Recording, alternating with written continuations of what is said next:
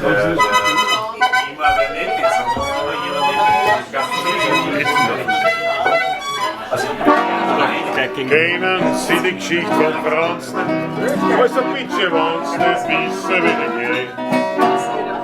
Dann erzähle ich Ihnen jetzt von einer Wiener Spezialität.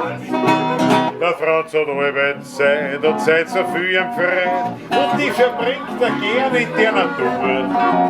Da braucht er kein Benzin, fährt mit der Trampe hin und wenn man fragt, dann sagt er immer nur schräge Wiesn.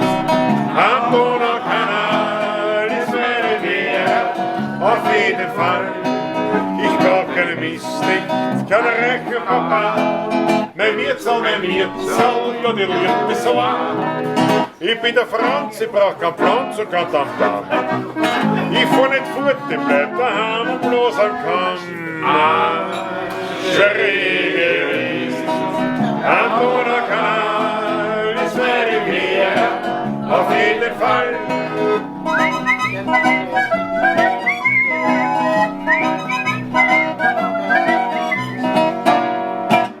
Denn auf der Sauerlände, dann so gegen Ende, meine Flieder blühen.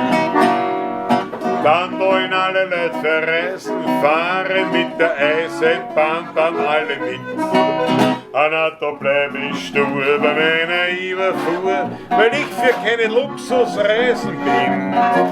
Ich hab neues Gepäck, einen alten Ländler geschickt, den Brady auf und Büsel für mich hin.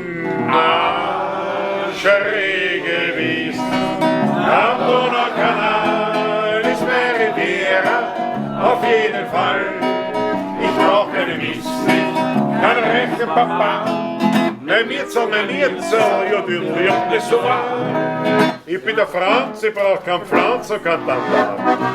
Ich fahr nicht fort, ich bleib daheim und bloß am Kamm. Schräge Wiesn, am Donaukanal ist eine Wehr, auf jeden Fall.